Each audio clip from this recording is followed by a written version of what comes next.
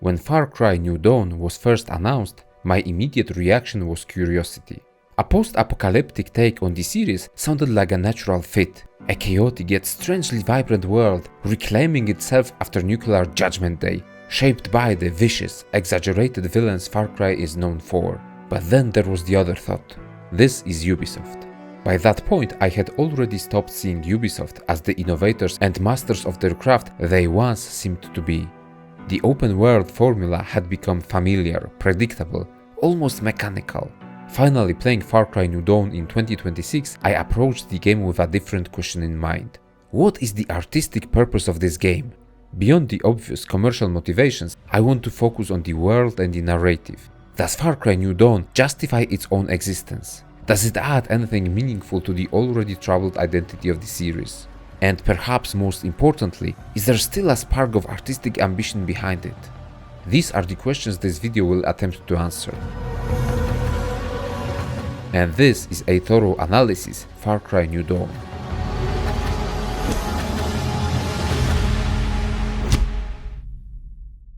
Before we begin, this video is based on a single complete playthrough that took me 38 hours.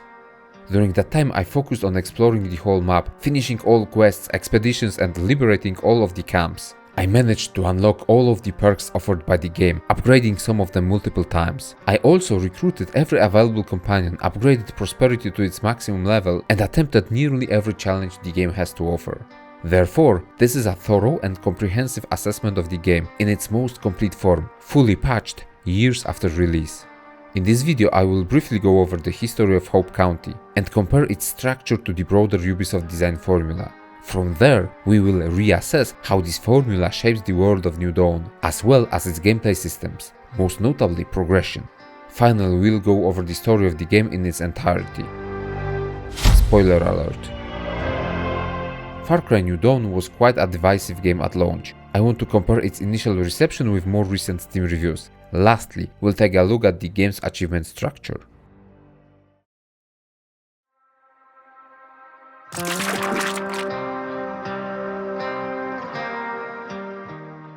Far Cry as a franchise has seen very little change since Ubisoft acquired the rights to the brand and landed exceptionally successful Far Cry 3. VAS shaped the narrative spine of the series going forward, with each new installment heavily relying on charismatic, maniacal and twisted antagonists. The continued success of both Assassin's Creed and Far Cry titles reinforced Ubisoft's confidence that their open world formula sells. And for a while it absolutely did. But over time, it also began to feel stale, increasingly predictable and at times tedious. Listen, I've always treated Ubisoft Far Cry games as a source of mindless repeatable fun. The high production value ensures an enjoyable experience, something to unwind with. The narrative segments combined with new, sometimes exotic, sometimes less so locations offer just enough differentiation to keep things interesting. However, each time I knew exactly what I'm gonna get. The Ubisoft open world formula was already set in stone. And this becomes especially important in the case of Far Cry New Dawn, as it is directly tied to Far Cry 5, taking place in the exact same location just 17 years later. Naturally, the question arises, does the game offer enough to justify its existence? Far Cry 5 moved the series to fictional Hope County, not just geographically but tonally. It replaced exotic escapism with something far closer to home, religious extremism, isolation and control. If you want my full assessment of Far Cry 5, I have a dedicated video on the topic on my channel. For the purposes of this video, I'll keep it brief. Also, spoilers from here on out, as I'll be discussing the ending of Far Cry 5. Joseph Seed and his maniacal lieutenants served as the antagonists of Far Cry 5. They led Eden's Gate, a violent cult that seized control of the region while preparing for the end of the world.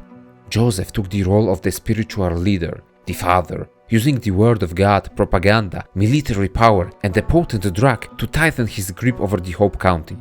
And in the end, after eliminating the lieutenants and confronting Joseph, the game does something almost unthinkable. It proves its villain right.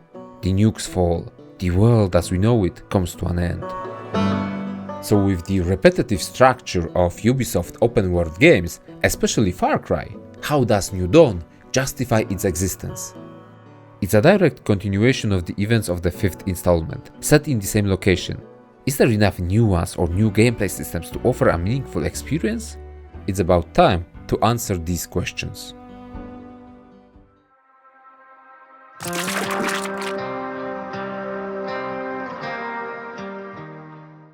Ubisoft is not a newcomer to the art of repurposing entire landscapes into partially new settings.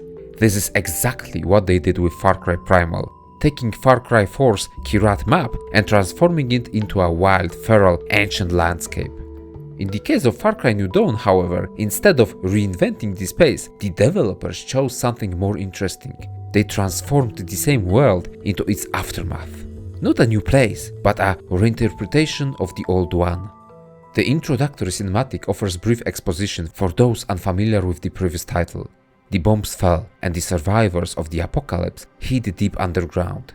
After a few years in hiding, they emerged back onto the surface, attempting to rebuild their homes and re-establish some form of world order. Hopefully a peaceful one. But peace was not an option. With the world right for the taking, violent, opportunistic groups fought for dominance over the land. The Highwaymen, led by vicious twins, Mickey and Lou, set their sights on seizing control of Hope County. This is where Carmina, the daughter of Nick Rye, our companion from Far Cry 5, comes into play. She travels far to recruit a renowned settler, Thomas Rush, to help Hope County establish a proper and safe community. We play as the security captain, Rush's trusty companion, and as with every recent Far Cry game, it all starts with a bang. The train carrying supplies, materials and manpower is derailed. The literal hope of Hope County settlers fades in an instant.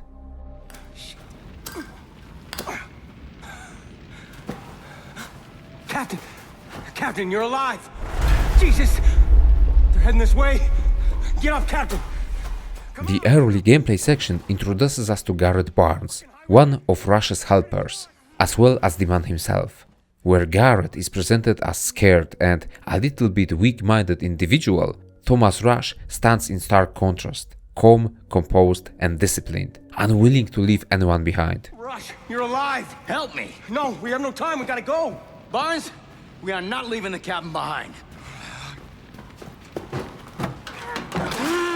I have to say, this very brief initial writing is strong. Thomas Rush is a man of action, unrelenting even in the face of death. This quality is presented strongly throughout the whole game. Rush is consistent. It's no wonder he becomes something of an Obi-Wan figure for Hope County's rebellion. Surprisingly, Garrett Barnes also offers a deeper motivation than his surface-level traits might suggest. In a note that the player can find, he writes to Rush that this was supposed to be his final mission. He's done risking his life. This adds a layer of justification to his later decisions. One man wants to rebuild the world, the other just wants to stop dying in it.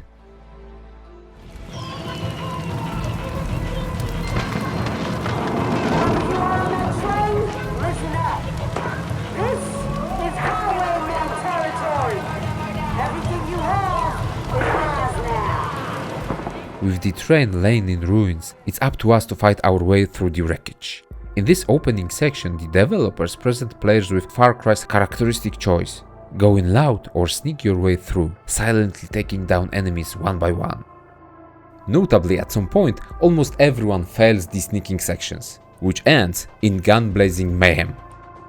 The chase ends atop of a cliff. With no way out, the captain, Rush and Barnes are left at the mercy of Far Cry's new antagonists, the twins. What do we have here?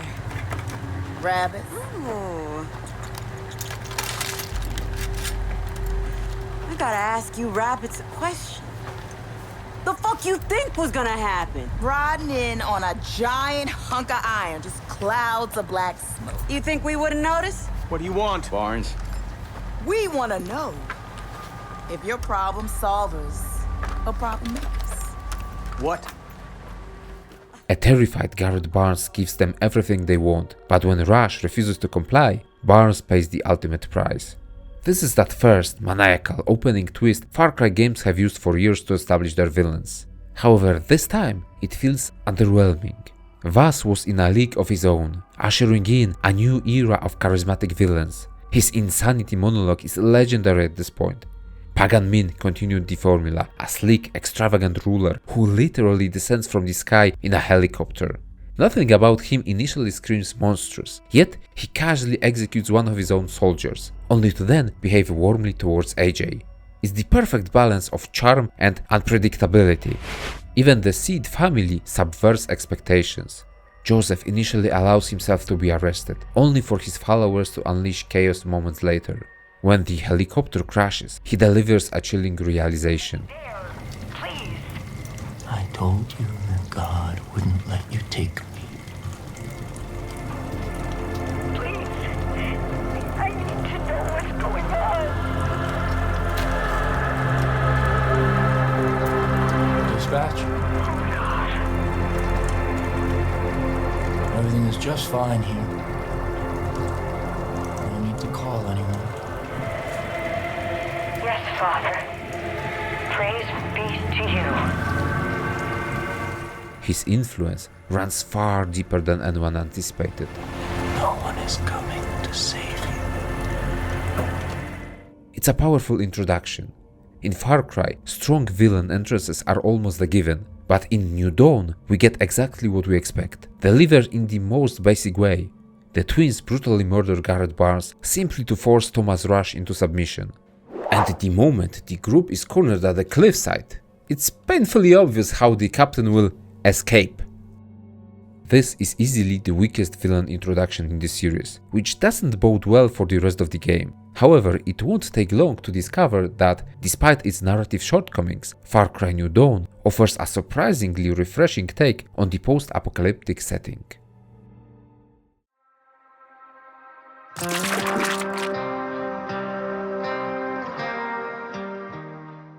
After the fall, the captain is found by Carmina. She also survived the crash and leads us back to her settlement. This opens the second part of the introductory section, this time focused on traversing the valley, pushing through a highwayman outpost, and finally reaching the central area of Hope County. It's this semi-open section that first introduces players to New Dawn's post-apocalyptic world, and it is vastly different from what one might expect. Lush vegetation, pristine azure rivers, and sparse wildlife, exemplified by the white deer. White symbolizes purity. It's the nature reclaiming what humans previously destroyed. Far Cry New Dawn presents the world healing from the nuclear destruction. The theme of regrowth is strong throughout the experience, yet it's never overly emphasized or forcefully presented. It's simply there, visible in the environment itself. Old sheds partially consumed by the earth, ruined towns, moss-covered buildings. These are quiet indicators of time passing while humanity hid underground. Another prominent motif is the use of the color pink. Endless blooming flowers dominate the meadows of Hope County. Rich lavender fields grow in forests and near bodies of water. Even the menus and UI elements use pink as a highlight color, reinforcing the aesthetic identity of the game. And this one thing made me wonder. You see, in 2019, two post-apocalyptic shooters were released, Far Cry New Dawn and Rage 2. Both heavily relied on pink as a core visual theme. So why was that? Both games come from major AAA studios. A more cynical part of me wondered whether internal researchers suggested that this aesthetic would feel fresh within the genre, and in turn attract more attention. I haven't played Rage 2 yet, so I can't fully comment on its use of color. However, in the case of Far Cry New Dawn, the thematic focus on nature's rebirth provides a clear justification. Still, two post-apocalyptic shooters releasing in the same year with such a similar visual identity is a fascinating coincidence. Once I get around to Rage 2, I'll link that video in the description. After this extended introduction, we finally arrive at Prosperity, the settlement that becomes our main hub. Kim Rai, Carmina's mother, leads the community. From this point on, the captain's primary objective is to develop Prosperity, explore the world in search of allies, and rescue Thomas Rush. The end goal is clear: build a settlement strong enough to repel the highwaymen from Hope County and confront the twins. This is where the vast majority of the game's open world becomes available. Ubisoft places few obstructions inside the playable zone. The irradiated burned grounds become the natural boundaries for players' access, which neatly reminds them that this world endured tremendous devastation. because if you focus only on the playable areas, it's surprisingly easy to forget that. So there are parts of the world that are destroyed, and the water, it's a little bit too bluish, which I think fits the art style that they're going for. Like the few oversaturated colors, like pink, blue in here, which is kinda stays in contrast to what we think the post-apocalyptic world should look like, right? New Dawn uses repurposed map of the Hope County from Far Cry 5. This is both a cost-saving measure and a deliberate design choice. While the overall topography remains familiar, many environmental details and points of interest have been altered. That's the city. Okay. That's the city where I fought John. Everything about the game screams smaller scope, something akin to standalone DLC, and that helps with managing expectations. It also, however, places an additional burden on the designers to make the experience distinct enough to defend its own right to exist. From a visual standpoint, I like what New Dawn's Hope County represents. It's a slightly smaller chunk of the original map, changed in few places to offer some originality, but also offering a lot of known locations. In that regard, I believe that Ubisoft hit the right spot between nostalgia and novelty. What I particularly appreciate is the environmental diversity. Hope County was never a vast or wildly varied geographical region, so some visual repetition is expected. But this philosophy doesn't work well with video games, especially open-world video games. Players expect some novelty, characteristic places, picturesque terrain locations. That's why so many open-world RPGs juggle between forests, deserts, snowy mountains, and other whimsical locations. Ubisoft approaches this differently. Instead of dramatic biome shifts, New Dawn introduces more subtle variation within the same ecological framework. Prosperity is nestled within a dense, deciduous forest, surrounded by open plains and small dunes sparsely populated with coniferous trees. This is John Seed's former region. Players can find remnants of Falls End, now repurposed as a highwayman outpost, as well as the ruins of Nick Rice airstrip, locations that carry both narrative and emotional weight. To the north of this region lay high, densely forested mountains, still keeping up with the coniferous forest theme. The part of the map which was known as Henbane River in Far Cry 5 changes the foliage. Here the familiar dense deciduous forest dominates, the grass is greener, and shrubs and bushes add depth to sneaking in the forest. This is the region where you can find the remnants of Joseph Seed's statue destroyed during the events of Far Cry 5. Further north are the mountains once controlled by Jacob Seed. This is the smallest region in New Dawn, reserved for mid to late game content, often obscured by dense fog-like haze. I genuinely like the direction Ubisoft chose for its post-apocalyptic setting. It feels grounded. The world didn't suddenly change into a huge barren wasteland. After a period of devastation came the modern nature to reclaim what's hers. The environment avoids excessive fantasy elements. Aside from the scorched boundary zones, everything feels believable and rooted in reality. Even animals are not a mutated, multi-headed versions of regular creatures, but just animals. With the only exception being the strongest, monstrous variants which actually take from the overgrown theme. The consistent use of pink, floral patterns gives the world a distinct and recognizable identity. Unfortunately, with all of the visual flair and the stylistic choices, the state of the world decays the moment we start to analyze it gameplay-wise. This is where Ubisoft's open-world formula resurfaces, undermining much of the goodwill the presentation builds. Despite using a smaller map, New Dawn doesn't offer a more focused experience. Instead, it replicates the same formula seen in previous entries.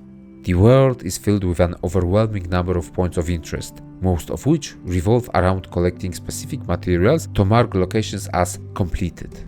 Ubisoft attempts to add depth by including rare resources and scattered notes or letters to provide narrative context.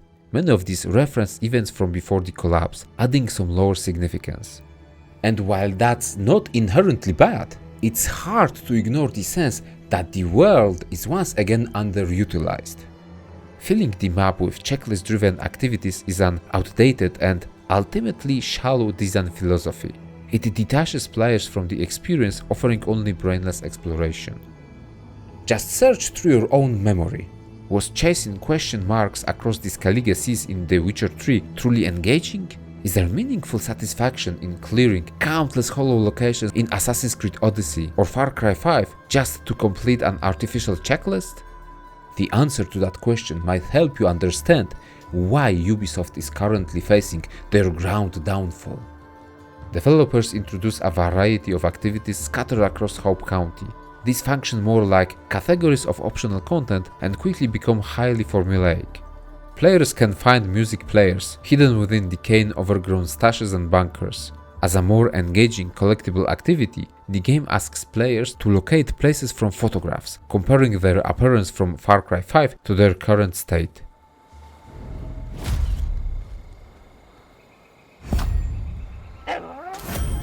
This is actually a strong idea, one that could evolve into an interesting minigame. Unfortunately, Ubisoft once again leans towards simplicity. The correct location is marked by a camera left on the ground, which on its own isn't a problem. However, the mechanic is then reduced to pulling out a photo automatically selected by the game, after which simply looking in the general direction triggers an automatic alignment that completes the challenge. It feels hollow. This reduces the activity to little more than locating camera spots, which is further devalued by the option to simply purchase a map revealing all of them. This is clearly a deliberate design choice. Ubisoft doesn't want players to miss content they've carefully, meticulously copy-pasted.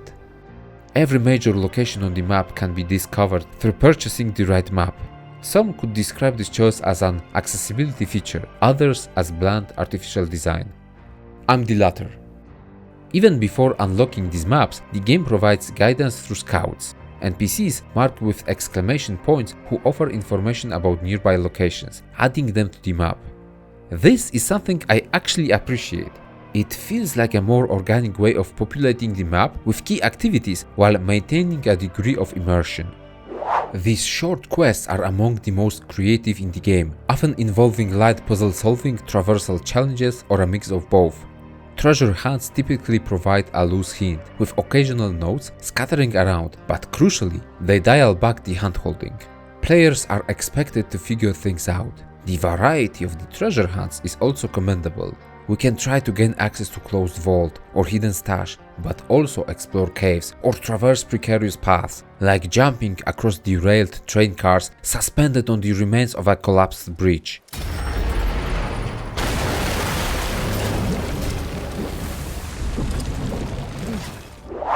And for our efforts, the rewards are plenty. Each treasure hunt offers a set of perk magazines, increasing our perk points, various rare materials, and also a portion of Ubisoft Store premium currency, which is a cynical way to drive players to visit the store. To be fair, the amount of premium currency players can amass while completing all of the treasure hunts allow to bypass material requirements to create few guns. So let's say that there's a payoff for the most devoted players. Still, it comes across as an unnecessary and slightly predatory addition, especially in single-player experience. Building on Far Cry 5, New Dawn also allows players to hunt animals and fish. These activities offer brief moments of immersion, before the rigid formulaic structure inevitably pulls you back out, or before the unscripted chaos and hilarity of the enemies remind you that this is just a game. You see, Far Cry New Dawn pulls so hard from its predecessor mechanics that it also produces a world that is tightly packed with wild animals, friendly NPCs, and wandering enemy warbands. This inevitably leads to them meeting very often. Whoa!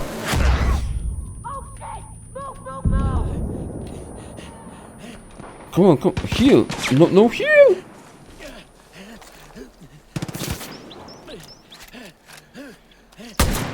Okay, that's a good shot.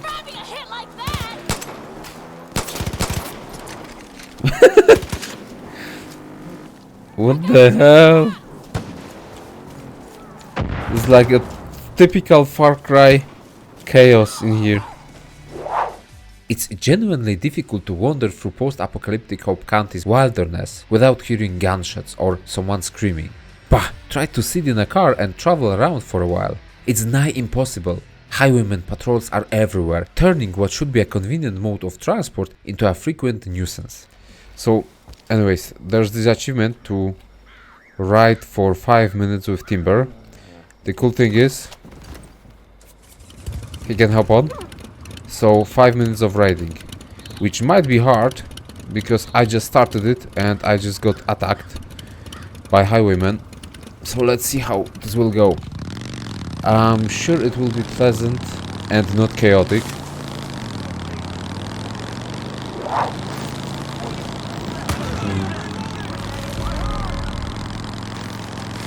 They're not following. Thank God. You're still here? Cool. No, no, no, no, no, no, no. Do your thing, guys. You're still here? Thank God. Wow, they're following. You sit with me. Shit. Enemy and NPC AI is also inconsistent. Highwaymen sometimes fail to notice the player at close range, even on higher difficulties.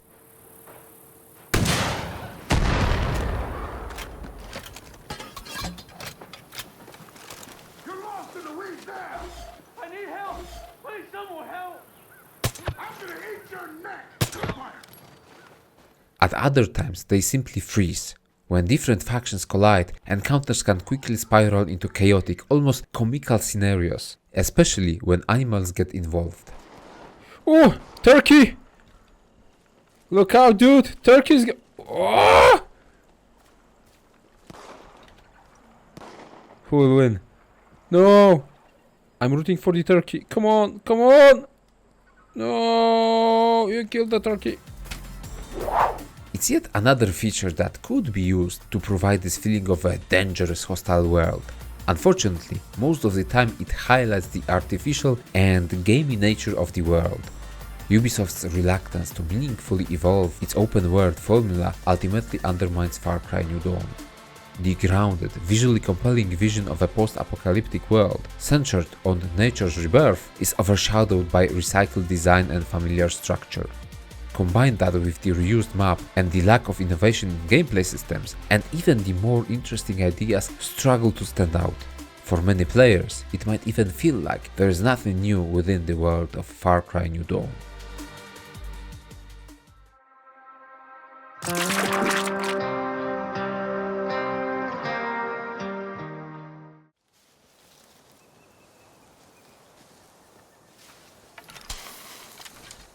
Oh shit! Grenade!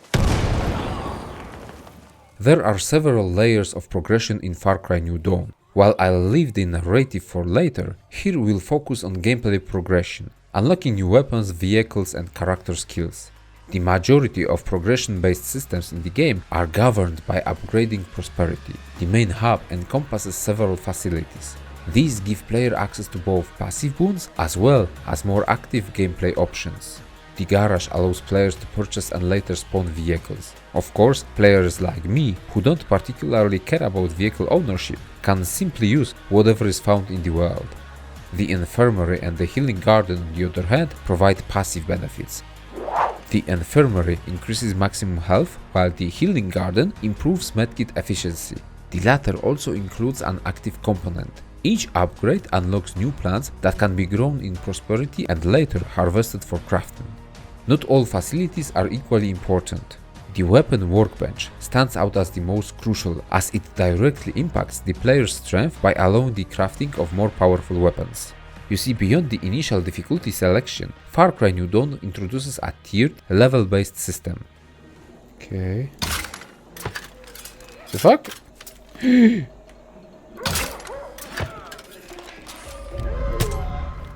That's a level... Oh shit, that's a strong guy! Both enemies and weapons are divided into 4 tiers, with level 1 being the weakest and level 4 representing elite or legendary variants. This structure extends to several other elements, but is most impactful when applied to firearms and enemies. Weapons one tier higher offer a substantial increase in firepower, often completely outclassing those from lower tiers. The same applies to enemies. While higher level foes do deal more damage, their primary advantage lies in their significantly increased health. Animals and highwaymen above the player's level quickly become bullet sponges. As a result, the challenge doesn't come from their offensive capabilities, but from how much damage they can absorb. A one level difference is manageable, but a gap of 2 or more quickly becomes discouraging, actively pushing players away from engaging in higher level encounters. I'm not gonna help you, Carmina. Get away! When it comes to combat behavior, animals are fairly simplistic. Most will charge directly at the player, though certain species, like wolves, introduce some variation by hunting in packs. Injured animals often retreat, attempting to escape. The same behavior applies to weaker herbivores. Human enemies perform adequately, though their AI can be inconsistent. What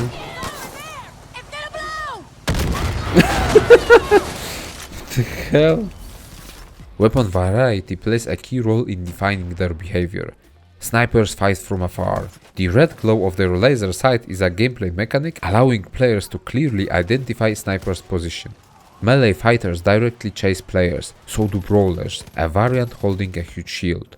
Highwaymen armed with shotguns can deal high damage from up close, but the variant that quickly becomes a problem are the rocket launcher wielding opponents. Enemies also actively use their environment, operating mounted turrets or mortar launchers. NPC AI in New Dawn feels largely inherited from its predecessor. While functional, it lacks nuance.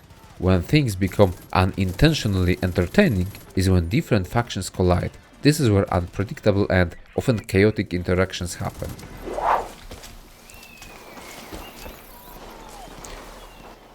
It's so hard to hike through this world without hearing gunshots. The gunplay, similarly to Far Cry 5, is decent. Gunshots offer a strong response. Now, to properly talk about guns, we need to once again acknowledge that they are split into 4 levels of power. Each tier includes weapons across multiple categories: handguns, SMGs, assault rifles, shotguns, flamethrowers, bows, and rocket launchers. In practice, this means that within each category and tier, the selection is quite limited. A player dissatisfied with a level 1 SMG, for example, may only have one alternative, or sometimes none at all within that tier.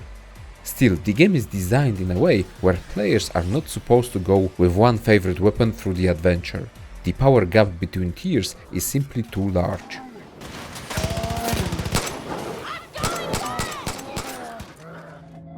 From a design perspective, Ubisoft seems to take inspiration from Bethesda's approach, particularly the modern Fallout games, which are known for their scrap-based weapon designs. In pursuing this aesthetic, however, they often overlook a fundamental question: would these weapons actually function? As a result, we get firearms with kitchen knives or screwdrivers attached as bayonets, and empty spray cans used as silencers, even on shotguns or sniper rifles. Now, we can go about this in 2 ways. You wouldn't see me complaining about Darksiders of World of Warcraft's overblown huge swords, ornamental shields, or other clearly exaggerated weapons.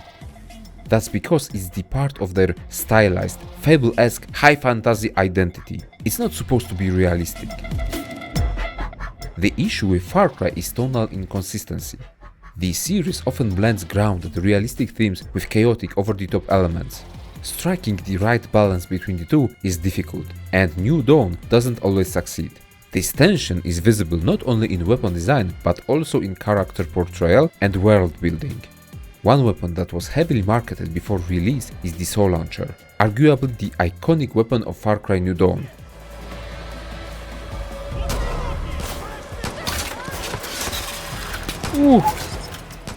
So, how does it perform? The Soul Launcher fires circular saw blades that can ricochet between targets. Its primary gimmick is this bouncing mechanic, and its damage output is strong enough to instantly kill most enemies of the same tier. This weapon has at least one variation per power level. And I'm talking about it on purpose, because this weapon directly showcases Ubisoft design philosophy referring to the game. The Soul Launcher is one of the first weapons players can craft, and it's required to progress through the tutorial. Naturally, I assumed it would reward careful positioning, lining up enemies to maximize its effectiveness. So I positioned myself behind two highwaymen, carefully aiming to ensure the blade would pass through both targets. A little bit, let me line them perfectly. Almost.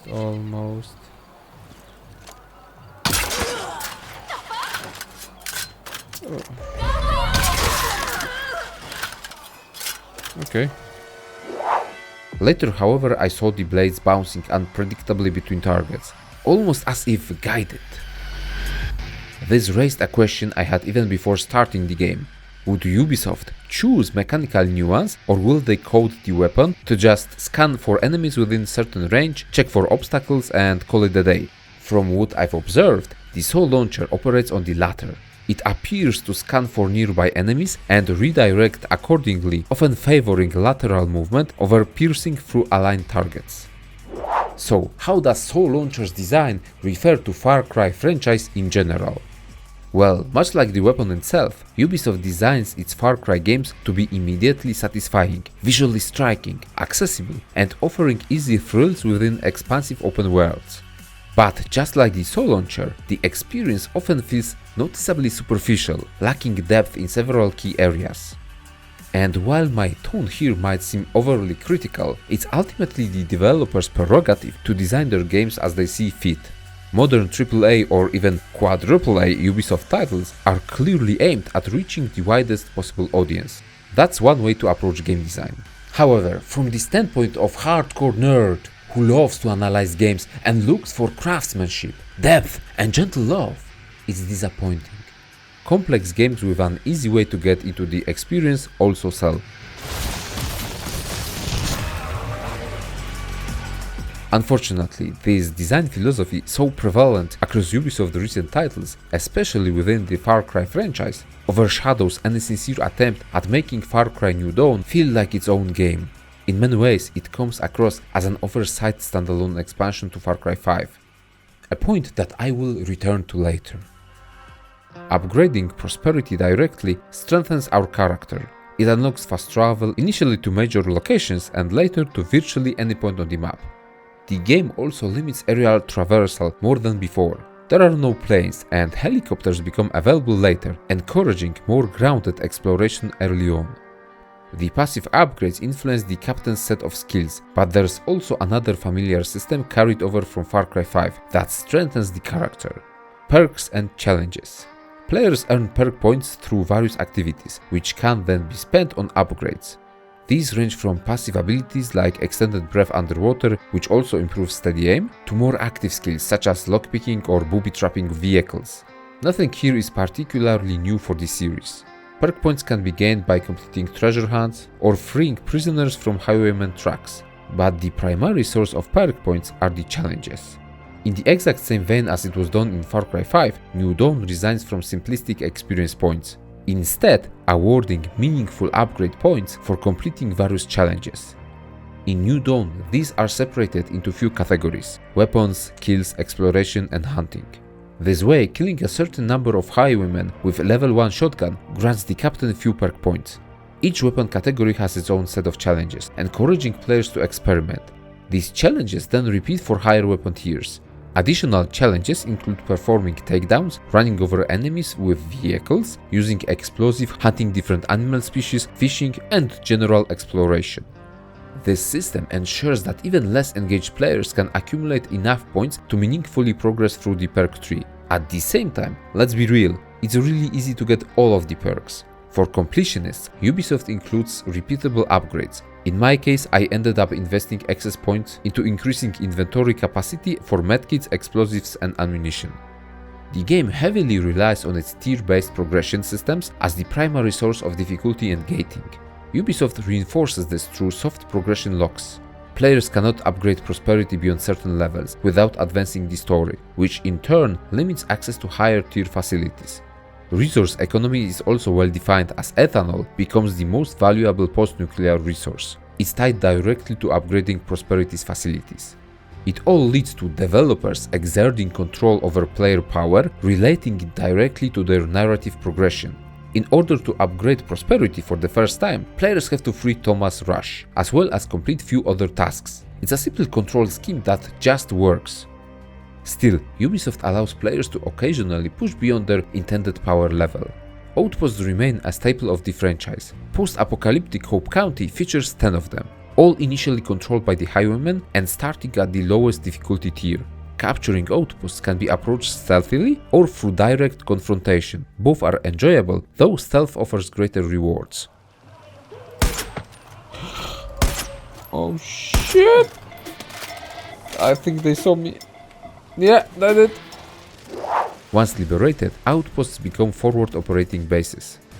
However, New Dawn introduces an interesting twist. Players can choose to scavenge an outpost for additional ethanol, allowing the Highwaymen to reclaim it and increasing its difficulty level. On max level, players can choose to endlessly farm max level outposts, which is actually quite a welcome change compared to previous titles. I think we already established that Far Cry franchise doesn't treat itself very seriously. Taking outposts was always a highlight of playing the game for me. Unfortunately, after taking all of them, the point of fun always ran out. With this new addition, players can run their favorite activity endlessly. It also gives them back a little bit of control over the challenge of the game. Ooh, spawn out of thin air. Not the best thing ever. Meant to hide properly. Oh, got him. Bye! Another new addition that defies Ubisoft's structured power progression are the expeditions. This is where Far Cry New Dawn actually shines the brightest. Prosperity's pilot, Roger, sends players on missions across different parts of the United States to disrupt distant Highwaymen operations. The core objective is simple: infiltrate the area, secure a package, and escape via helicopter. What's less immediately obvious is the level of craftsmanship behind these missions. Each expedition is a compact, self-contained level, carefully designed with multiple pathways, hidden routes, ziplines, and grapple points. There are numerous ways to approach both the objective and the escape. However, once the package is secured, a tracking system alerts enemies, effectively ending any stealth approach and transitioning into a high-intensity escape sequence. Most missions culminate in a tense final stand where players must defend the extraction point while waiting for the helicopter to arrive. There are 7 expeditions in total, each set in a distinct location: a wrecked aircraft carrier, a desert canyon with a fallen satellite, a nuclear facility, a ruined amusement park, and even the remains of Alcatraz. Ubisoft's environmental design truly shines here. Despite there being only a few core biomes, marshlands, deserts, and coastal areas, the levels feel distinct through clever asset reuse and thoughtful layout design. The expeditions, similarly to outposts, can be redone, each time leveling up in difficulty. Additionally, each mission includes variations in spawn points and objective locations, adding replayability. The mix of heightened threat and open-ended map design unearths the true challenge from Far Cry New Dawn. Nowhere in the game did I struggle so much as in level 3 expeditions.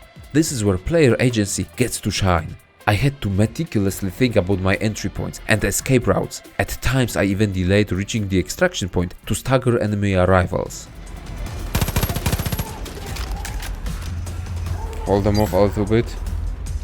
I don't want them to catch me there. Oh shit. What? Hold them off. Expeditions are a genuinely strong addition, a breath of fresh air, but ultimately they feel somewhat isolated, drowned in a sea of reused ideas and familiar systems. With gameplay once again falling back into Ubisoft's well-worn formula, the burden now shifts to the narrative to justify the existence of an entirely new game. Rabbits! Are you all problem solvers or problem makers?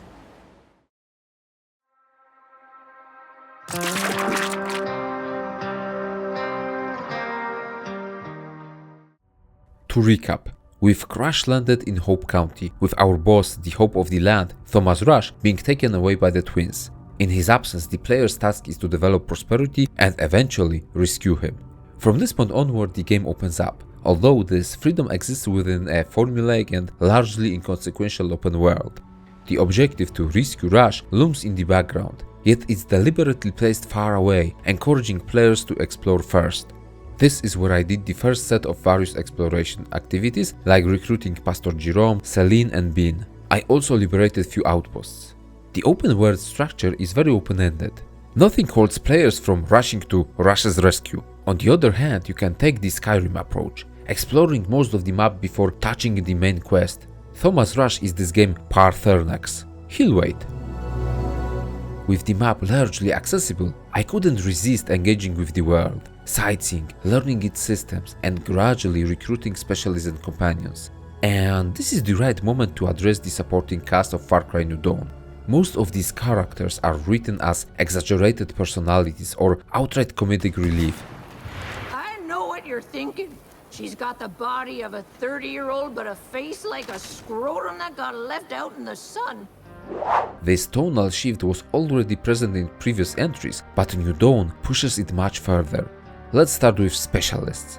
These are the, let's say, highly knowledgeable people who, once recruited, take over key roles in Prosperity, managing facilities like the training camp, explosives lab, cartography garage or healing garden. The issue is that most of them fall into either overly quirky or outright silly character archetypes. Bean, who eventually runs cartography, is the creator of Wikibeania, an obvious joke. Celine at least benefits from a more engaging recruitment quest, but she still leans into the eccentric outsider trope. Her mission takes place in the remains of Joseph Seed's bunker. The player has to retrieve an item, but falls into the depths of partially flooded fortress. The quest offers a nice mix of easy puzzles with tense escapes as different sections of the bunker flood.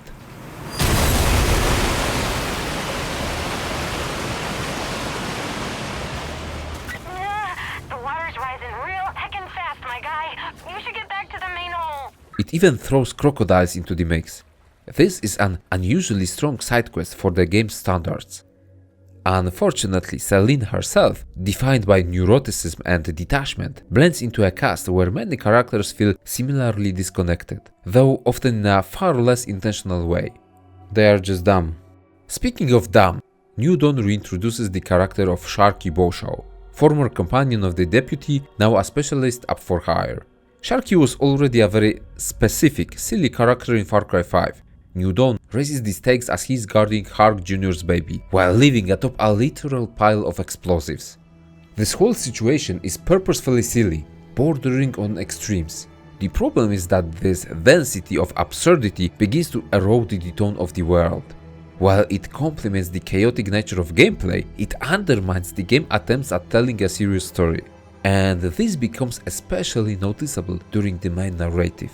The central plot tries to maintain a grounded, grim tone, but the overwhelming amount of time spent engaging with comedic side content dilutes its effectiveness. Few returning NPCs like Grace and Nick Rye are treated with more respect. They got to keep more of a down-to-earth character. Unfortunately, they are also treated superficially. Nick Rye in particular stands out as a missed opportunity. Our former companion from Far Cry 5, and personally one of my favorites, is reduced to a single mission and a brief cinematic. What's worse, there's this insulting lack of urgency to save him. Both Kim, his wife, and Carmina, his daughter, only briefly acknowledge Nick's disappearance. Then after saving him and driving away in his wingless plane, we are treated to the cinematic with heartfelt family reunion. And it just feels so cheap. Not only is it deeply unsatisfying, it also concludes the story of Nick Rye in Far Cry New Dawn. This superficial treatment extends to the Guns for Hire system. Like many elements, it's carried over from Far Cry 5, but with reduced scope. Players are now limited to a single active companion instead of two. For me, this wasn't a major issue. I generally prefer playing solo. Still, I explored this system for the sake of analysis. Companions can level up through eliminating highwaymen. Every Gun for Hire offers an initial perk. After that, there are 2 more to unlock. Thanks to those perks, companions can influence our gameplay to greater or lesser extent. Unfortunately, their AI is abysmal. That's gonna be... Look. She's this girl! I'm down! Help me! Carmina and Pastor Jerome represent a more grounded, serious characters. Carmina focuses on throwing explosives, while Pastor Jerome is raining down holy fire from the skies. He throws Molotov cocktails, usually failing to land them properly.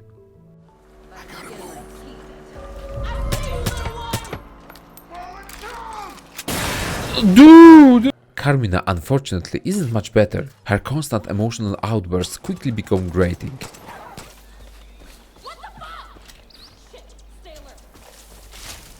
What the fuck, and then stay alert. Is there even any kind to be stealthy with you, Carmina? Recruiting companions typically involves a short introductory mission. Hark Jr., for example, takes the player on an absurd explosive car chase. We're gonna go through the tunnel. Come on.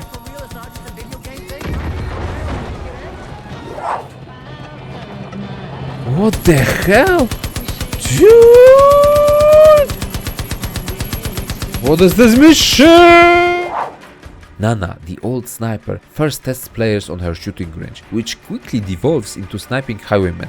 Those two represent a more laid-back approach to character writing, especially Hark Jr., who is the serious long-running comedic relief, albeit the level of the jokes is relatively low and dumb. I need you to be my wheelman. A fearless companion willing to risk life and limb while I blow the fuck up out of everyone that stands in my goddamn way, like I'm the Jizzmaster MC Captain. I don't know what that is, man. I got carried away. Jizzmaster MC Captain just sounded like a fucking boss to me, man. I feel like a boss, man. I'm in fucking boss mode. The game also offers two animal companions, Horatio, the boar tank able to self-revive, and Timber, the trusty doggo. Timber is a strong help while exploring points of interest, as on level 2 the dog can highlight useful materials through walls. This significantly reduces the mundanity of the search process, and thanks to Timber's perk, he highlights it, even through walls. So already two are here, and everything easily noticeable thanks to Timber. For stealth approach, I found Nana to be the perfect fit, as she can silently snipe enemies from afar. On max level, she can shoot enemies through cover, which is just OP. Take 'em out. Silent as the grave I'll never fill. Timber for exploration, Nana for stealth, Hark for distraction. That's my favorite setup. So, with all these companions and supporting characters, the overall tone of side content often veers into parody. It often takes players out of that supposed highwayman oppression that's exemplified during the main story content. After exploring roughly a third of the map, I finally returned to the main objective, rescuing Thomas Rush. We find him in captivity, still defiant and resisting the highwaymen. The rescue evolves into a chase sequence. This segment tries to sell that hardcore on-the-edge chase, but it ends up being easy and quite low on thrills. With Rush back in prosperity, hope briefly returns. The writers use this opportunity to showcase Rush's unrelenting spirit, as he takes a direct and active role in preparing the base. Go.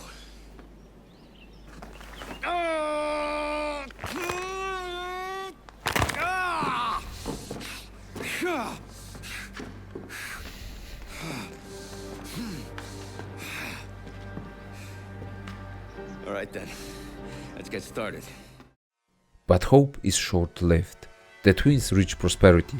The cutscene feels like a mandatory device to further villainize the antagonists, showing their vile, malicious ways of conduct. Twins show up with few kids they captured. They stick the cocked grenade into the hands of one of the kids and threaten the captain. This should be a powerful, impactful scene, yet it falls flat. Why? I think that players familiar with the series almost expect this type of escalation and over-the-top antagonistic relation with the main bads of the series. But in this case, it feels hollow, because the twins, Mickey and Lou, lack charisma. Far Cry Gallery of Villains became its strongest selling point because of the great performances. Michael Mando as Vaz, Troy Baker as Pagan Min, the misunderstood step-uncle. Even in Far Cry 5, Joseph Seed and all three of his lieutenants commanded such a strong presence in the story. By comparison, Mickey and Lou feel underdeveloped. Mickey serves as the more calculated, strategic mind, while Lou acts as the volatile enforcer. The problem isn't just that the two twins lack charisma, it's that the game relies on brutality to compensate for it, which translates into the lack of staying power. In the grand scope of the narrative, the cutscenes are short. The time given to explore motivations of the twins and their characters is cut short, which then leaves brief moments of twins' ferocity and, most importantly, brutality, which is expected in Far Cry games. Outside of pure villainy, there is only hollowness. Still, they follow through on their threats. Soon after, they launch a full-scale assault on Prosperity. The mission is one of the stronger ones in the game. Waves of enemies attack using a variety of tactics, including armored trucks designed to breach defenses.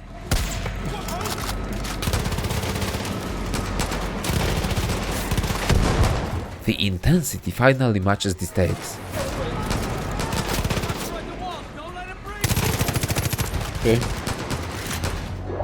Although the settlement survives, the cost is high. Many defenders are killed or wounded, and Prosperity is left vulnerable.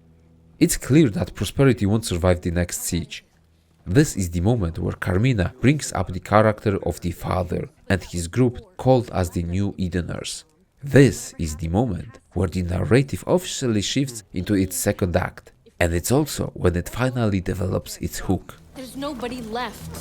What about that group in the north, New Eden? Is that a joke?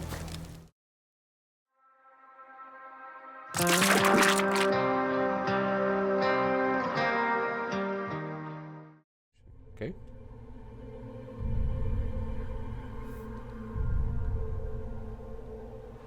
Okay. Are you okay? Did he hurt you? The bearded man? He was just giving me some food. If he ever shows up here again, you come straight to your mom and me. Do you understand? I'm hungry. He said we have to find food wherever we can. Yeah, but we don't take anything from him, not even food. Why?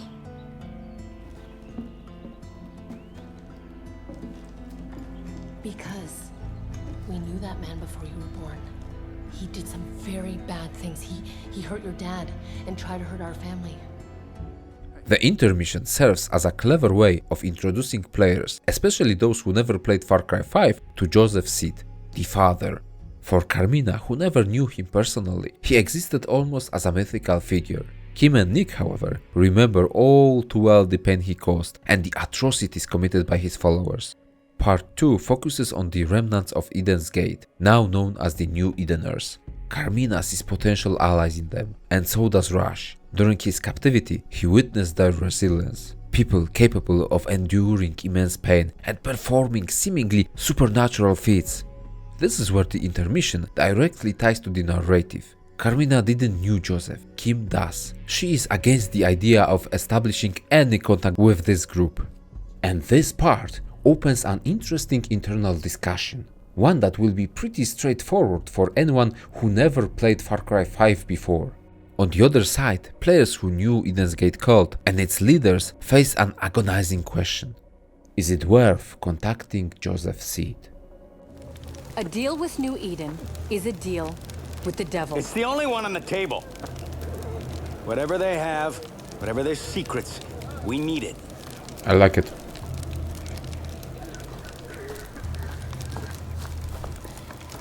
I like the dilemma. Our backs are against the wall. Find out what this Joseph has. I'll patch things up here. I really like it because I've played Far Cry 5. I know what Joseph did. You can argue about his motivations, that he was trying to prepare people for the so-called end of the world, for the nukes. But the way he did it is still just despicable. Yet, what do you do in this situation? Are you just ready to welcome death?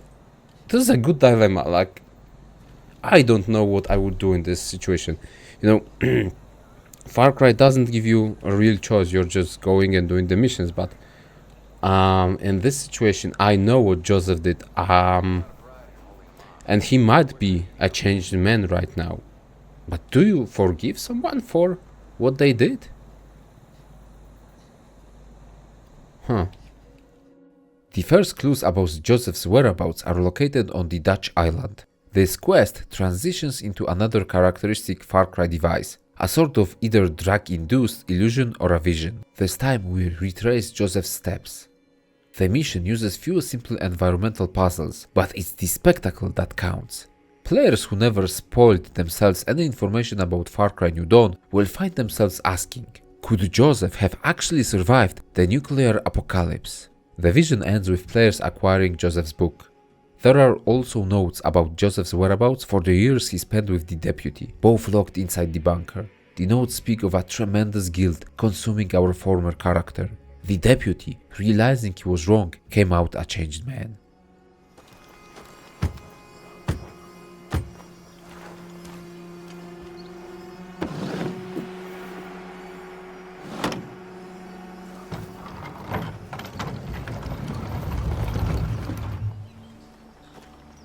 Eventually, players arrive at the New Eden camp. The book acts as a key, granting access and effectively serving as a narrative gating mechanism for the northern region of the map. There, the captain meets Ethan Seed, Joseph's son and the current leader of New Eden. Ethan is visibly unsettled by the captain's arrival, especially since it is we who carry the sacred book. To the New Edeners, it is more than an artifact. It's proof that Joseph still lives. As a result, they begin to see the captain as a chosen figure, the one destined to bring their prophet back. Ethan resents this. Whether it stems from hatred towards his father or fear of losing power, his discomfort is clear. Still, he has little choice but to comply. He sends the captain to light Eden's fire. This mission takes place within the remnants of Joseph Seed's statue, the same one destroyed in Far Cry 5. It's a strong callback. To complete the ritual, players must activate valves throughout a cave system, filling it with blaze, the cult's signature drug, and then ignite it, creating a massive pyre. Completing this highly symbolical task strengthens the captain's position amongst New Edeners, once again forcing Ethan's hand. A non-believer is a sinner. A non-believer does not know our ways. A non-believer has relit our most sacred flame. We need Joseph. He cleanses our sins. Father will absolve the sinner. Send the sinner to the north. Family of New Eden, you have searched your hearts and truly believe that this sinner should seek our Father? Yes. It is certain. The captain gets sent into the wild, misty north in search for the father. Ethan believes Joseph to be dead. However, he wants a proof of his death, which can be easily interpreted as a veiled command to kill Joseph if he is still alive. This shows Ethan's deeply hidden insecurities and resentment towards his father. It can also be interpreted as his immense power hunger. The journey north becomes almost spiritual. The player ignites flames to disperse a thick, deadly fog. With each step, the path clears, until at last the mist reveals a solitary hut perched on a cliff.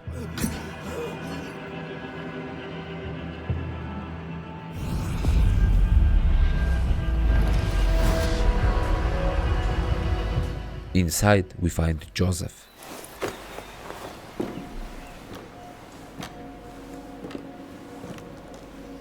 I did everything that I was asked. I sacrificed myself, my family. I led us into the new world.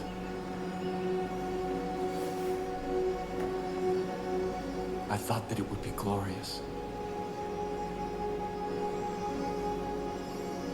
I was wrong.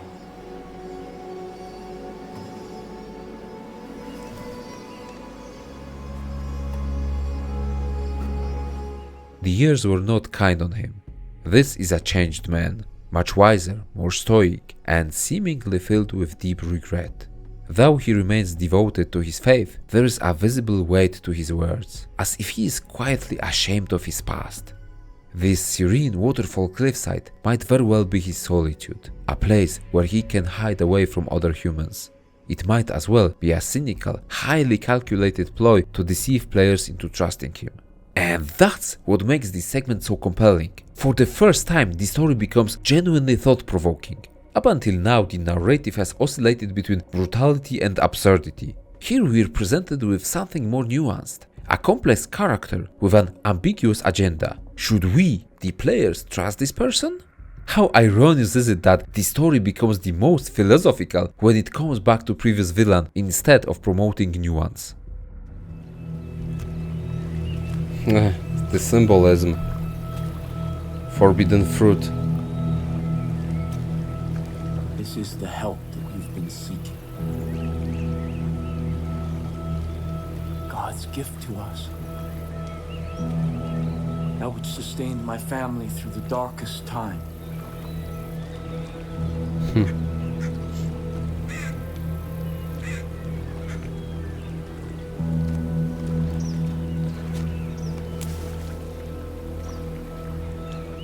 Let me offer you this. Our miracle. The symbolism is striking. Joseph offers the player an apple, a gift, a gateway to power. The biblical parallels are unmistakable. The forbidden fruit, temptation, a test of faith. It was in the Bible that the devil in form of a snake offers an apple to Eve. The question comes back, can we trust this person? But the choice in fact is not ours. It's dictated by the plot. The captain takes a bite. This is God's test.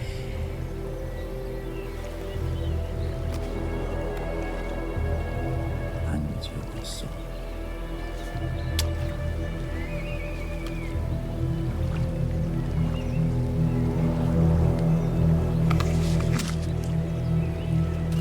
Go, kill the beast. We are then transformed into another vision sequence, this time a boss fight. Players have to defeat a monstrous bear.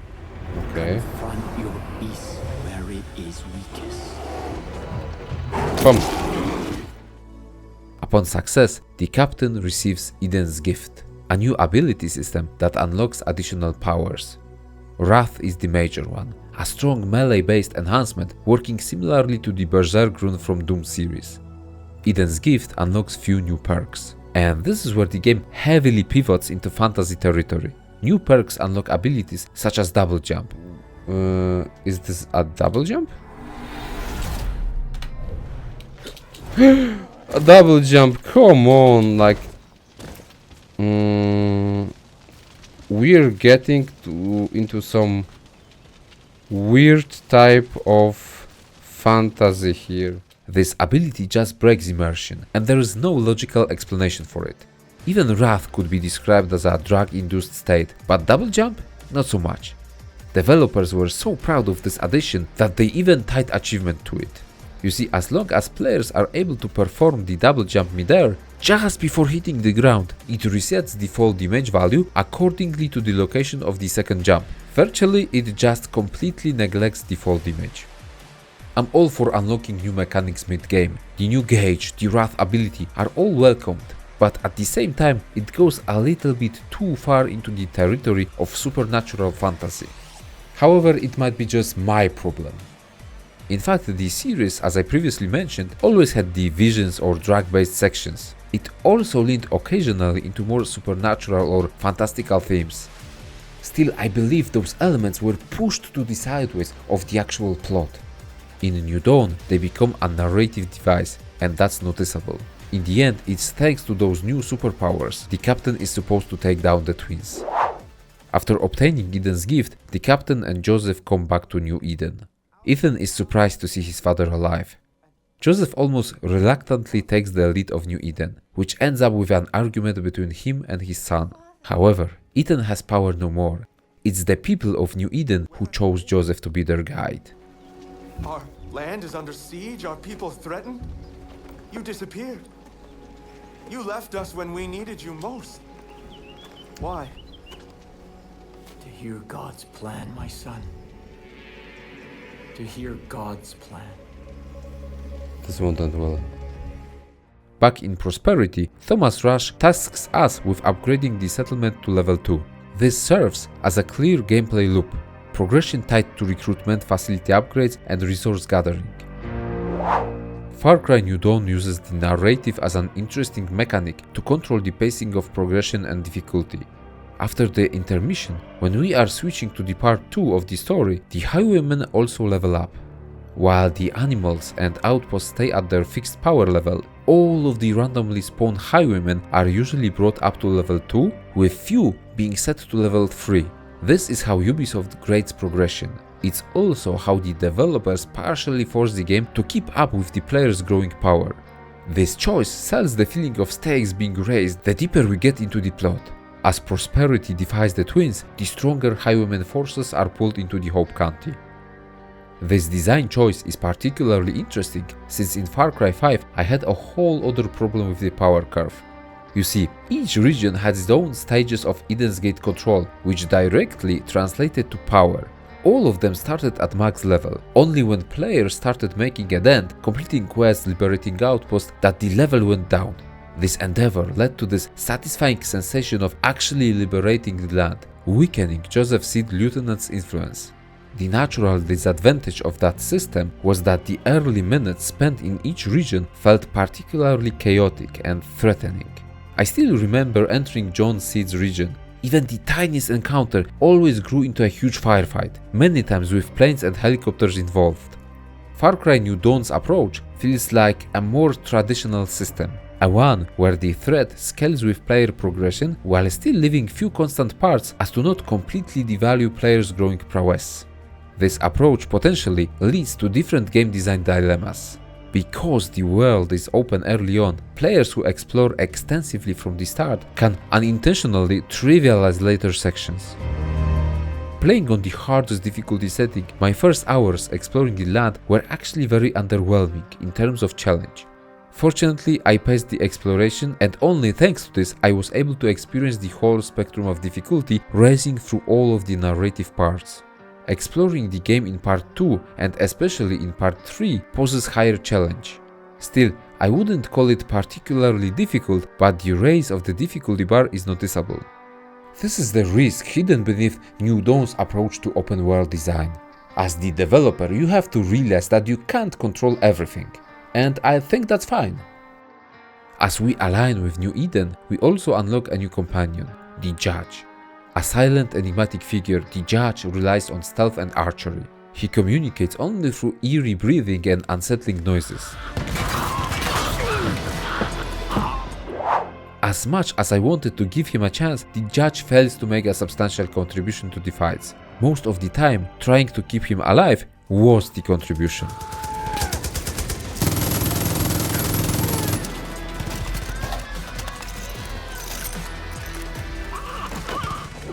Narratively, however, there's an interesting twist.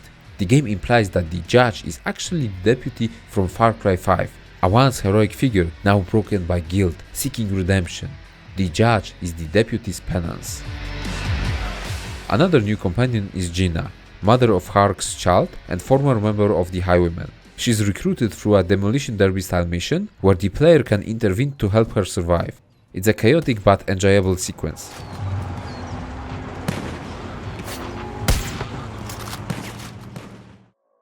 After upgrading Prosperity to level 2, we learn that Thomas Rush went missing. Soon enough, the twins announced that they captured him. The captain infiltrates a ruined facility, facing waves of enemies while the twins observe from afar. The mission quickly evolves into saving hostages as the twins toy with the captain. While the time pressure, combined with the next step of rescuing settlers cuffed to the explosives, creates an interesting quest, it still fails to meaningfully develop twins. This mission could have been used as frustrated monologue of the twins who want to push the captain to the limits, while maybe unconsciously uncovering parts of their history. Mechanically, the mission is sound, but I see it as a missed opportunity for the development of the main villains. After completing the timed challenges, players are forced to stash their weapons in order to enter the hideout. Get out of here! Now! This feels real familiar. Like we've been down this road before? Oh, relax. Stay a while.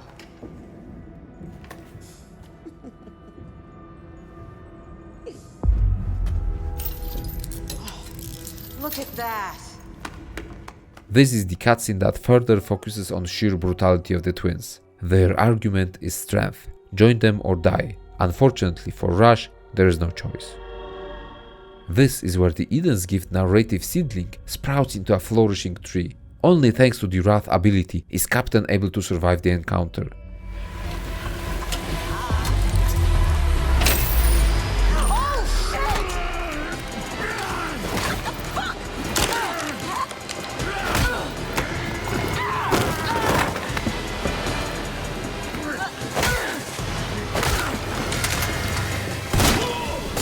The section ends with the main character being shot point blank, falling through the window. Talk about that immersion breaking lack of realism. And with that fall, the story transitions into part 3.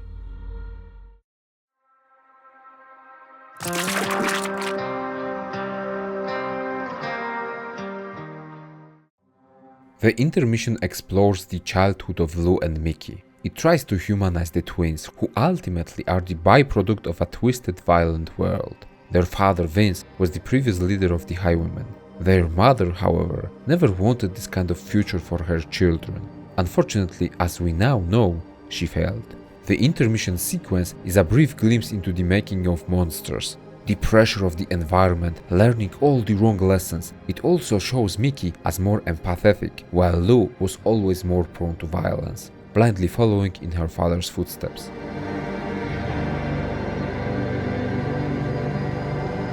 Transitioning into the part 3 once again raises the levels of Highwaymen scattered around Hope County. Now they are all level 3 fighters, with few of them training particularly hard to unlock level 4. The situation in Hope County has definitely spiraled out of control. The captain, barely surviving, faces a difficult reality. Thomas Rush is dead, and the twins have turned their gaze towards New Eden. Kim suggests speaking to a man named Irwin Smalls. He recruits potential Highwaymen candidates to fight in a deadly arena. In fact, players can meet Irwin and complete this mission as early as part 1. However, if you haven't met him before, it becomes mandatory here in part 3. Irwin Smalls is yet another silly character. He doesn't ask any questions. As soon as a potential candidate is ready to jump into the arena, they're in. Once again, players are required to deposit all their gear.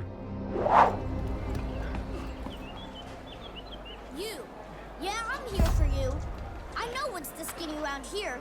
Little Leffer sent you, huh? Follow me. Ooh. First rule of the fighting pit is you gotta tell everyone you know. Get the word out. The arena quest is full of flavor. Players venture through caged corridors with a rabid mob of Highwaymen cheering and screaming. This tells us the true story of life within the Highwaymen community. The arena satisfies the most primal human cravings, violence as entertainment, while also serving as a brutal proving ground. The open design around participation in this quest creates an issue. You see, I actually completed this mission during part 1, and my captain wasn't particularly strong at that time. The quest throws multiple enemies at the player and forces them to fight the enemies barehanded.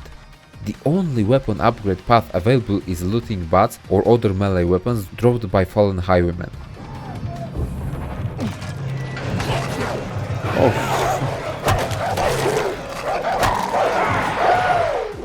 The final encounter poses a significant challenge, a level 4 brawler with a shield. This is one of the few moments where the hardest difficulty truly made itself felt. I had to jump around the arena, bait melee attacks and retaliate only while the enemy was recovering from an attack animation. Okay. It took a lot of time. Any mistake resulted in instant death or at least a critical drop in health. Thankfully, my stash of healing herbs proved invaluable, allowing me to craft aid kits while constantly retreating. In the end, the challenge didn't feel entirely fair.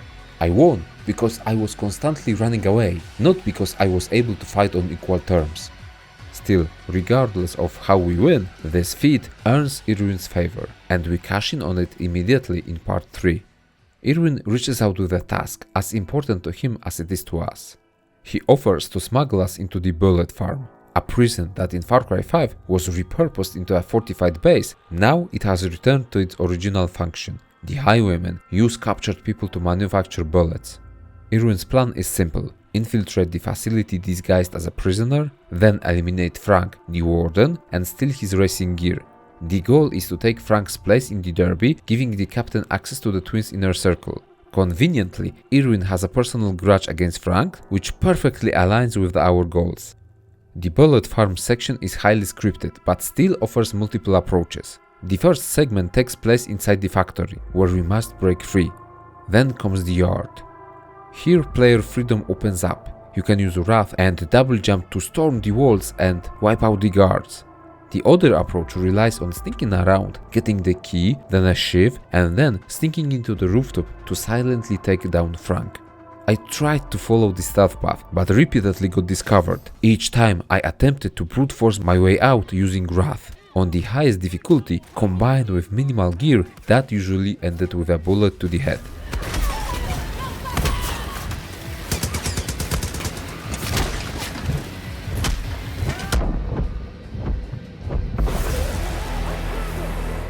Eventually, after several attempts, I succeeded with a clean stealth run, only to be punished by Far Cry's trademark chaos.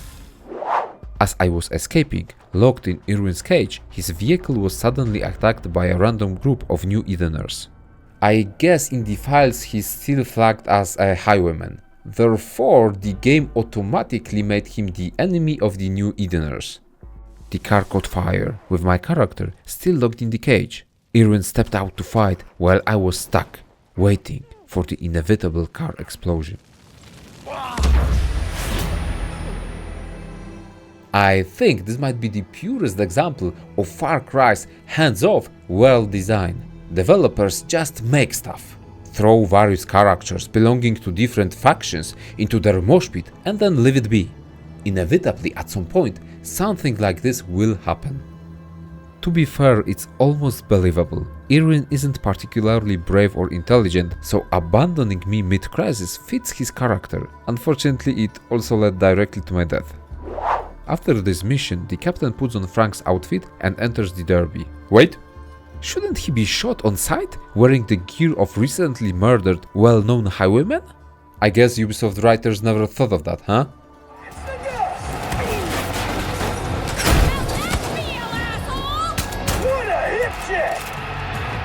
After the chaotic race, we earn a seat at the table of highwayman leadership.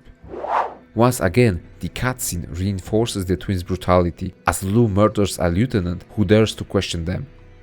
You see, Ethan approached the twins, looking for a way to take revenge upon New Eden. The twins, intrigued by the possibility of gaining supernatural powers, agree. Eliminating another faction is simply a bonus. After they leave, we regain control. Irwin instructs us to find a spare gun hidden near the toilets. Not this one. You got the chance of a lifetime here, pal. Take a deep breath and make it count.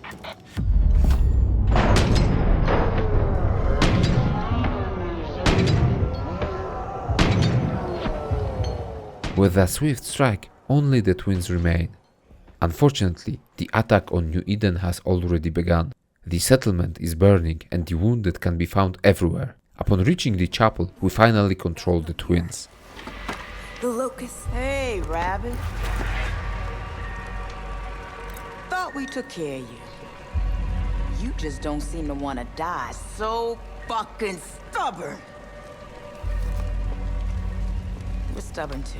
The shame of it all is that we could have been on the same side. You and us. We really could have done something. I guess it wasn't meant to be. So let's end this.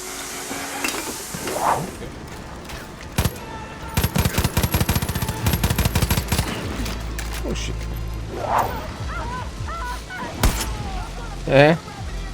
Armor piercing. Bitch.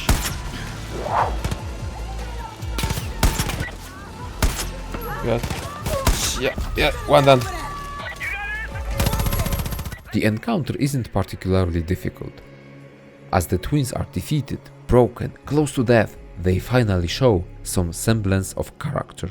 For the first time, they feel human, and it's already too late. They reminisce about their adventures. I guess I broke my promise. What? To Mom. I told her we wouldn't end up like Dad.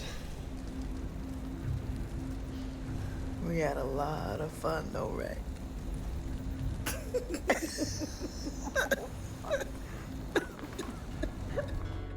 The acting here is genuinely solid. Weakened Mickey, barely able to hold up her eyelids, regains clarity once she realizes Lou is gone. She mourns her sister. This is where we are given the choice.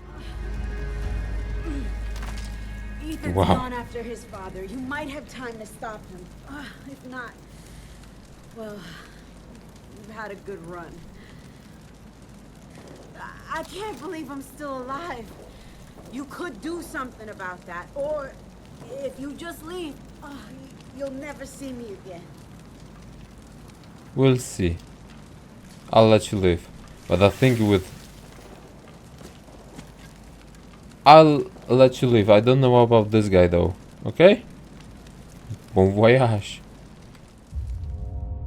In the end, I believe that the twins aren't meant to be complex. They are perfectly mirroring the world Joseph created, stripped of ideology, morals, or faith, leaving only violence. Now, with the twins defeated, the story shifts to its final threat, Joseph's seed. We find Joseph arguing with his son. Ethan, what have you done? I did what I had to do. I freed myself. I freed us all from you. From No. your rules. Ethan, don't. I will have what you denied me. You gave it to an outsider, but you wouldn't give it to me! I am your flesh and blood. That was God's will. You don't know God's will! I was trying to protect you, son! The unresolved father-son issues end up with the final boss fight, this time inside the Vision grounds, where Ethan is portrayed as a black hulking beast. How many health bars can you have? The fight itself is mechanically simple. Shoot the glowing weak points and survive his heavy attacks. Get away, dude! Stop! Ethan? No. Father? Father?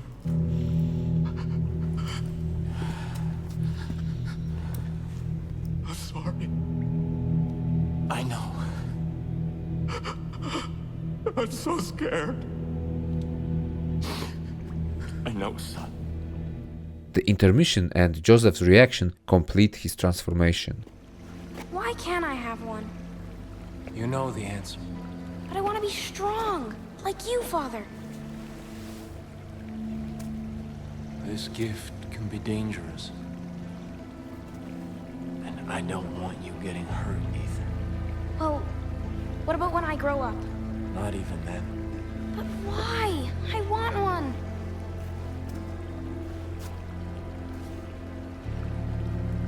Because it's not God's plan. Do you understand me, son? You're an old man. And when you die, I will take one.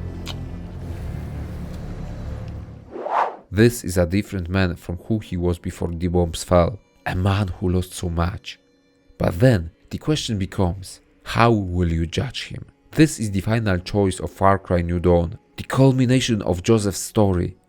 The power is given to the player one last time. But I am not his shepherd. You are.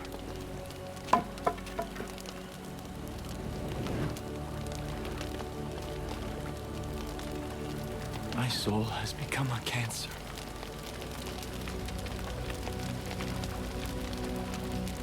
I am a monster. Yes, you are. And I have only spread suffering and death in the name of God. Yes, you did. Wow, My that's... family is all ash. Eden is dust. And there is no redemption for this. You could... No atonement.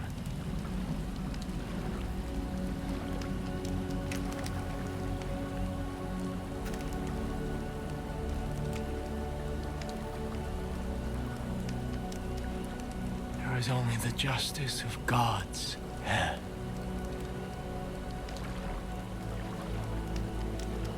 End this vicious cycle. The way I see it, Joseph is a changed man. A man crushed by his past, but still a man with divine goal and purpose. Joseph, as he correctly stated, is a monster. With a just cause and heavenly mission, he chose the absolute worst way to complete his task. This was his true sin. He followed his purpose, but in the worst way imaginable, and it finally caught up to him. He knew that he wouldn't be able to save his son. Now, old and aware, he understands that his punishment is deserved. Knowing the captain will carry on, he asks for release. Give me God's justice. Release me. Wow. To be honest, if it wasn't his own choice, Release me. I will.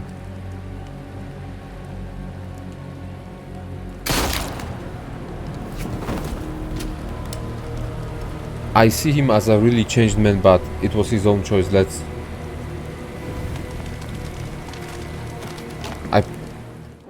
To me, granting that release felt justified. Ending his life brings him peace and removes one of the most dangerous manipulators the world has ever known. In my book, that's a win-win. The only flaw is the lack of follow-up. The game offers no meaningful consequences for either choice. You either kill him or leave him begging for death. That's it.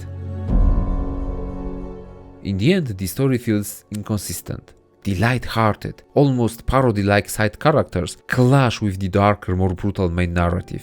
The twins are, in my opinion, the weakest villains in the franchise. The story only gains depth once Joseph returns. He anchors the narrative, drives player engagement, while also introducing philosophical questions. Can a monster atone for their sins? Is forgiveness possible? This is exactly the type of story writing I was looking for. Regrettably, the occasional peaks cannot uplift the game from the lowlands it resides at. And that's a real shame.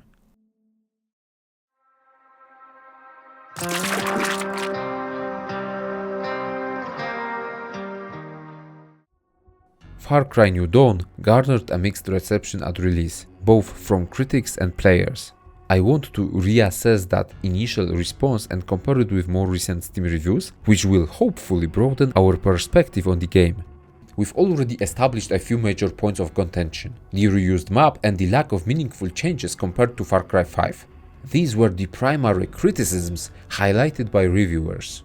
So it's clear that Ubisoft didn't make things easy for themselves. Comparisons were inevitable, and they ended up muddying the waters.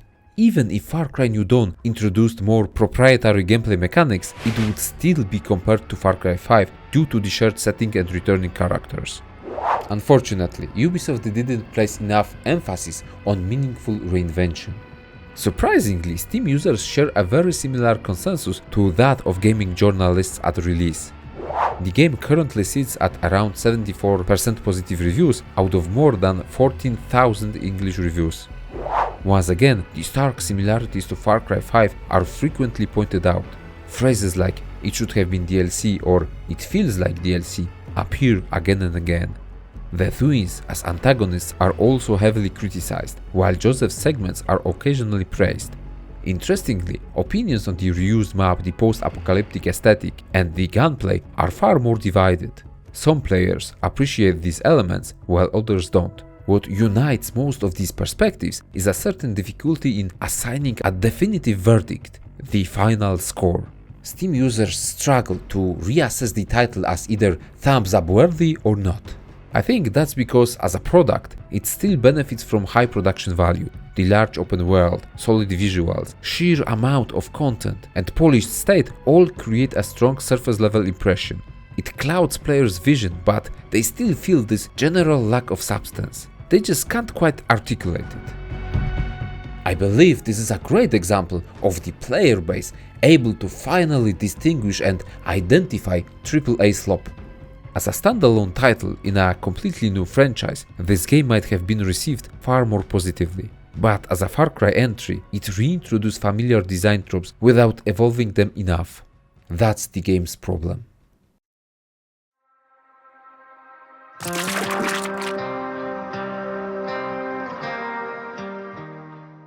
Ubisoft's checklist-driven approach to open-world design directly influences the achievement structure. Far Cry New Dawn offers 50 trophies to collect. Since the narrative arc isn't particularly deep, only a few are unlocked through natural story progression. Weirdly, 4 out of 5 specialists award achievements for recruiting them. I guess Sharky isn't award-worthy. The game includes 1 multiplayer achievement and 1 that could potentially be missable. Honorary Scout requires gathering intel about side activities from NPCs 10 times. In theory, players could upgrade prosperity and unlock maps that reveal all locations, causing those NPCs to disappear. But this is highly unlikely. Still something to keep in mind. The multiplayer achievement requires to complete 3 expeditions with a co-op partner. Something I haven't done since none of my friends owned or wanted to play the game. The collectible-heavy nature of New Dawn naturally extends to achievements. Players are rewarded for completing treasure hunts, fishing, gathering herbs, and skinning every type of animal in Hope County. These systems tie neatly into challenges and side activities, reinforcing exploration. There's also a degree of grind involved. Players are asked to retake outposts until all reach level 3, as well as complete all expeditions at their highest difficulty. The same rings true for perks, as acquiring all is needed. Reinvesting into one perk 5 times is also rewarded. If you're a completionist, you would get that either way. Beyond that, the achievement list is fairly standard.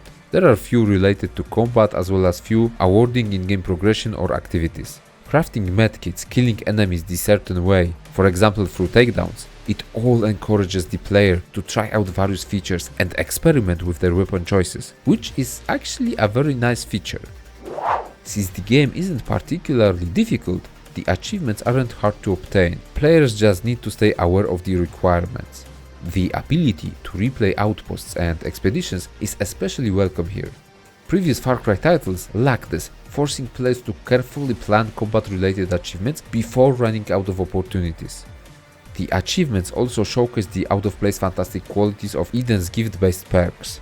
In a true Assassin's Creed fashion, one of them asks players to survive a 30-meter fall through usage of the Leap of Faith perk. It looks like this. So let's fast travel here, airdrop. It's available if you upgrade the helipad or the landing to the max level. So yeah, I'm dropping. Scary or not?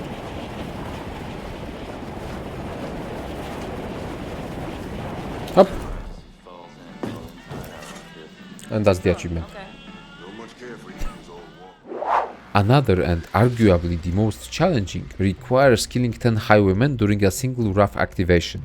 This is difficult for multiple reasons. You need enough enemies grouped together, but not so close that they overwhelm you. It also requires takedown usage to prolong the rough effect.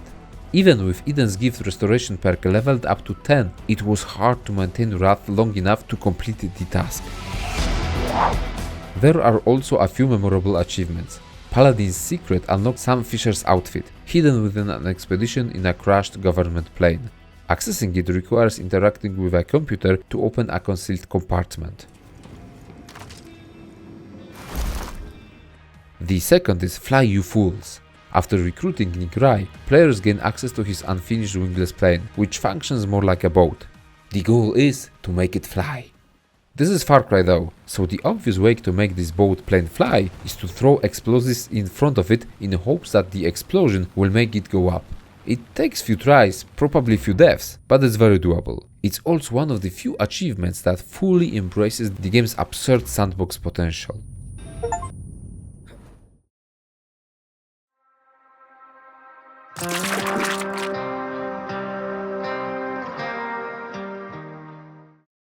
Far Cry 5's Shadow looms large over New Dawn, a game that feels more like a stepping stone than a fully realized entry in the franchise.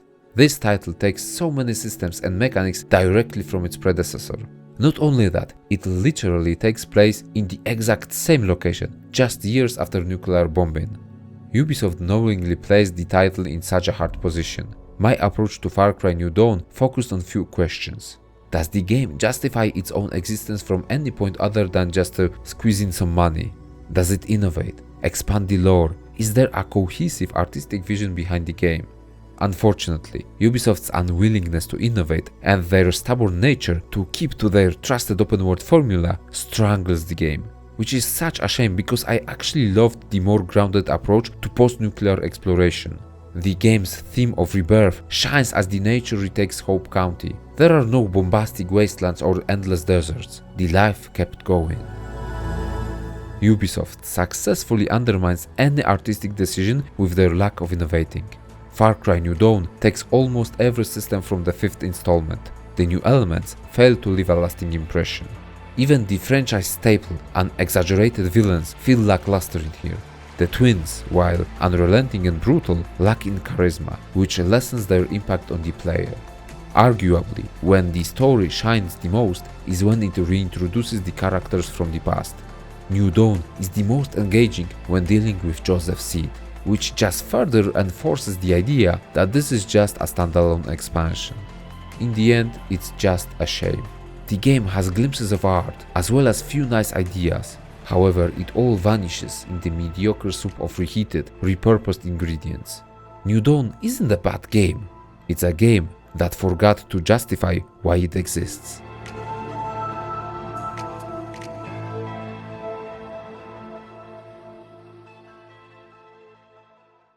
Hey, thank you for watching this video all the way to the end.